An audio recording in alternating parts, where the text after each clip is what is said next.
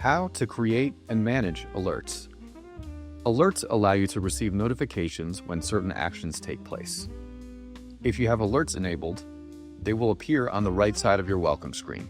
To manage your alerts, you can either click on the three dots next to your Alerts and Messages section, or select Administration from the top navigation, and then select Communications to visit the Communications page. On this page, you will find a history of your alerts. From the Communications page, select Manage Alerts. Here, you can manage the alerts you receive and how you receive them. Select the account for which you would like to make changes to or set up alerts. To edit an alert, click the pencil icon. Some alerts are mandatory and set by the bank. While you can't disable mandatory alerts, you can change which email receives them.